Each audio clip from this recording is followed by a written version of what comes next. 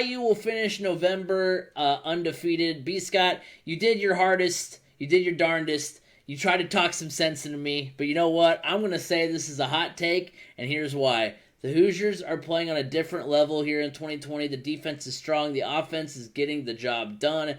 They will play Michigan State this next week, and then they play at Ohio State, and then Maryland to round out November. They also face number 13 Wisconsin, which could be a spoiler game, which is followed by the bucket game. It's not going to be an easy walk the rest of the season. But like I said, IU gets the benefit of the doubt because, again, you have to get up for one game. One game is all that the coaching staff at IU has to do. They have to talk their players up for one game, and that's that Ohio State game. I mean, it's a situation where, yes, they have to go out and play and do well in all those other matchups against Maryland and Michigan State and Wisconsin and that kind of thing, but at the same time, it's a situation where they say, hey, you know what? We now control our own destiny in the Big Ten West or East. I always get confused because there's not. They're in the East? Yeah, they're in the East. Okay, so they control their destiny in the Big Ten East. And so I think that, if they have to get up for that one game against Ohio State in a situation that's going to be bizarre. They're going to be at Ohio State with no fans, which would normally be, if Ohio State had fans in the stands, there would be no question Ohio State rolls. But I think Indiana, for that one game, can get up and get it done. So I think IU will be, in a good position for possibly a run at the Big Ten title come the end of November.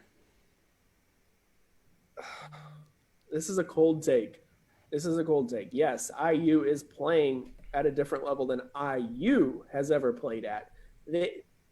What's funny is that earlier you said I don't think IU can be playing at a national championship level, but they sure are playing at a Big Ten championship level.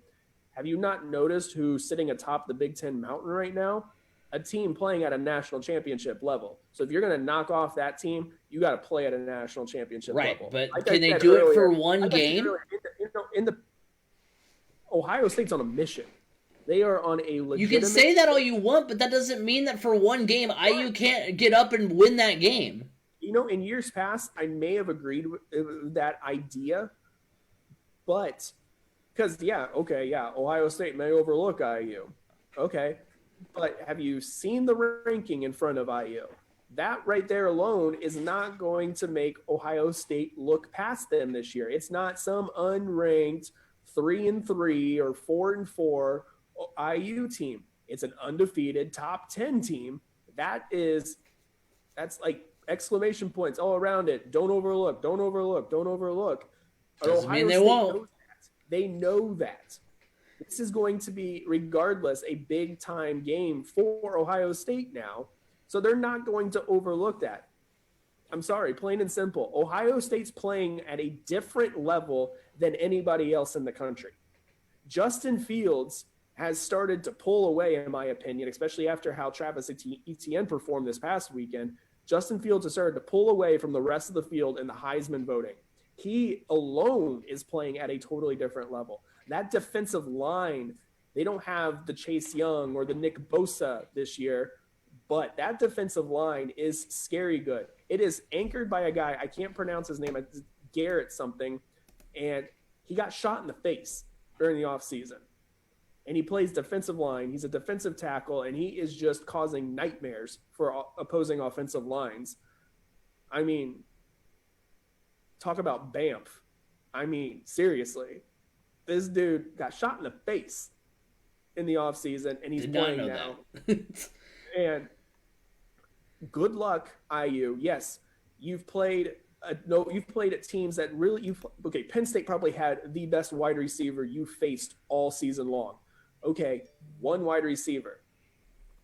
How are you going to stop Chris Olave, Garrett Wilson, and so on? I mean, Ohio State has the best wide receiver room in all of college football, and then their running backs, Master Teague and Trey Sermon, the transfer from Oklahoma. So, sorry, I don't mean to interrupt you, but you're saying Ohio State's on a mission. They beat Nebraska week 1, 52-17, obviously big win. They beat Penn State, the same Penn State team that IU beat, by just 13, but they're on a different national championship level. And then they beat Rutgers, obviously blew them out as well. But I'm just saying, they played that same Penn State team that IU had to, get a little help to get past by just 13. So it's not like they blew them out of the water. If they're on a mission that cannot be stopped. I'm still saying, I mean, Penn State got some garbage time points there at the end to close it in, to be honest. I mean, Penn State could not stop Ohio State until Ohio State decided to let the foot off the gas pedal. And, I mean, you can look at the score breakdown and you'll see that.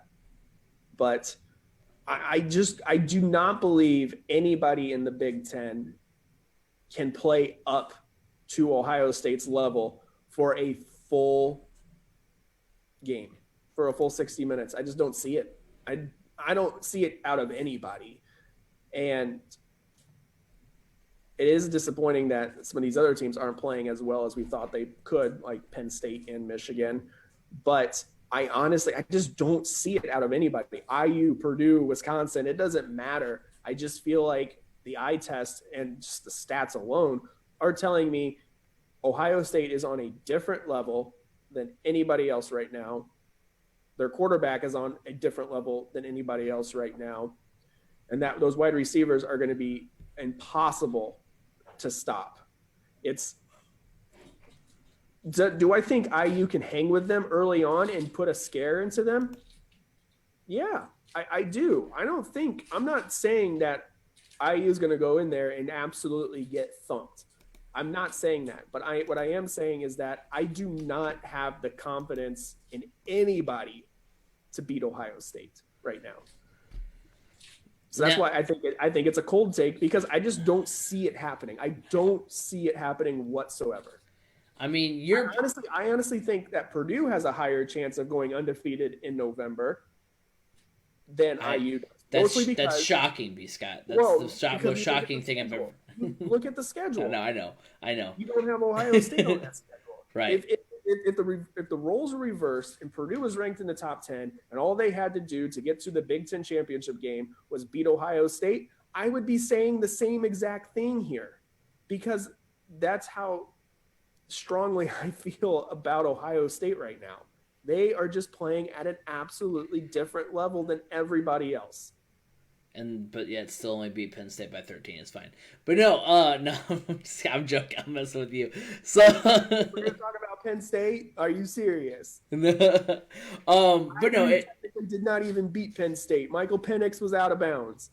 Oh my gosh. But it will be interesting to watch IU the rest of this season. And I do think that at the end of the day, you will most likely be the one that's right. I just think that for what, like, IU can gas themselves up for one game, especially in some different circumstances. This year has been crazy. If there's gonna be a year that the Hoosiers can shock the world, it's gonna be 2020.